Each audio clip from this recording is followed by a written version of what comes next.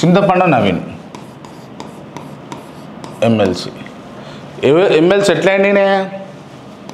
వరంగల్, నల్గొండ, ఖమ్మం. పట్టభద్రుల ఎమ్మెల్సీ.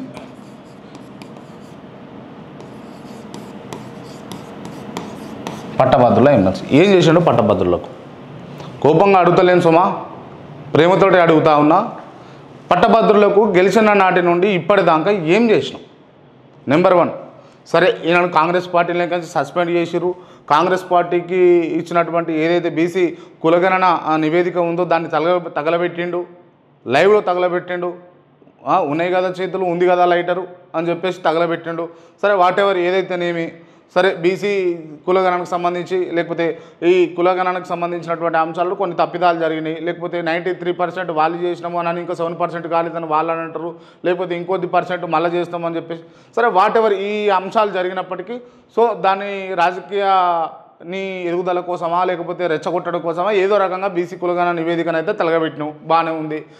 దాన్ని తిడుతూ పార్టీ లైన్లో ఉండి నువ్వు ఆ చర్యలకు అతిక్రమించినందుకు నిన్ను సస్పెండ్ చేసిరు. దానికి నీకు షోకాజ్ నోటీసులు ఇచ్చారు, నువ్వు సమాధానం చెప్పలే. సరే బాగుంది, ఇదంతా కథ చూస్తున్న ప్రజలందరికీ తెలుసు. ఇక్కడ జరిగింది నేను అడుగుతున్నా, ఎమ్మెల్సీ పట్టభద్రుల ఎమ్మెల్సీగా నువ్వు గెలిచినావు. ఏది? కాంగ్రెస్. నీకు కాంగ్రెసు చెప్పింది, ఏమని చెప్పింది? భరోసా ఇచ్చి నిలబడు బిడ్డ అని చెప్పింది, నిలబడ్డావు. సరే పట్టభద్రుల ఎమ్మెల్సీ గెలిచినావు. నువ్వు తిట్టేటటువంటి రెడ్డిలే,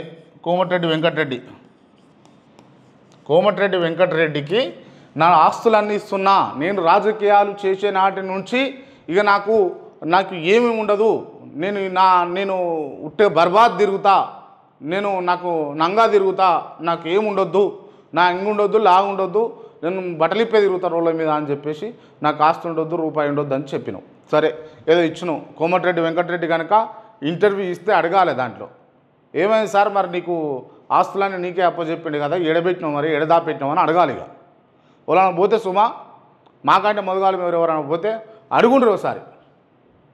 వీడు ఇచ్చిండు కదా, గిదే తిడుతున్నటువంటి కోమటిరెడ్డికి వీడే ఇచ్చిండు కదా, నా ఆస్తులు ఇస్తున్న ప్రభుత్వానికి అని అన్నాడు కదా. ఏమైంది? ఏం చేసినావు? నీ ఆస్తులేవి? నీ ఇల్లు రాసిచ్చినావా? నువ్వు తిరుగుతున్న కారు రాసిచ్చినావా? ఏం చేసినావు? అన్ని విషయాలు మాట్లాడుతూ ఉంటే ఒక్కొక్కసారి భయం వేస్తూ ఉంటుంది, బాధ వేస్తూ ఉంటుంది. ఇక్కడ మోసపోతుంది ఏంటి అంటే, వీడు మోసం చేస్తాడు, వీని తప్పేమీ కాదు. ఇక్కడ మోసపోయేది ఏంటంటే ప్రజలు మోసపోతూ ఉన్నారు. అంటే ఒక్కసారి మోసపోయినామంటే అది మోసగించినోడి తప్పు, పదే మోసపోతున్నాం అని అంటే అది నీ తప్పే. ఇక ఇది ఒక మహానుభావుడు చెప్పిండు ఈ అంశము, నేను మళ్ళా మీకు గుర్తు చేస్తూ ఉన్నా. ఒకసారి ఒకరి చేతిలో మోసగింపబడితే అది మోసగించిన వాడి తప్పు. పదే నువ్వు ఆ విధంగానే మోసపోతున్నావు అని అంటే నువ్వే తప్పు చేసినట్టుగా. ఎందుకనంటే నువ్వు తెలివి తెచ్చుకోవాలి, నువ్వు అవగాహన తెచ్చుకోవాలి.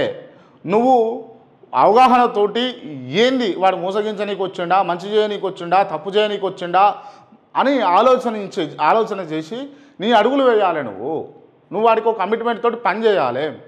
అవేమీ లేకుండా తానా అంటే తందానా అంటూ ఇంకా ఇష్టం వచ్చినట్టు అవతల వ్యక్తికి ఆలోచన శక్తి లేకుండా చేసి వాడు చెప్పే మాటల గారడీలో పడిపోయి ఇవాళ బురిడి కొడతా ఉన్నారు అందరూ. దయచేసి ఆలోచన చేయాలి. సో ఇవన్నీ ఎందుకు చెప్తున్నా అంటే మీకు కళ్ళ గట్టినందుకు చూపించేందుకే. ఫస్ట్ మనం రాసింది ఏంటి అని అంటే, నవీను ఎమ్మెల్సీ వరంగల్, నల్గొండ, ఖమ్మము పట్టభద్రులు ఎమ్మెల్సీగా అయ్యిండు. కాంగ్రెస్ పార్టీ భరోసాతోటి అయ్యిండు, బాగుంది. ఇవాళ కాంగ్రెస్ పార్టీ షెడ్డదైంది ఆయనకు.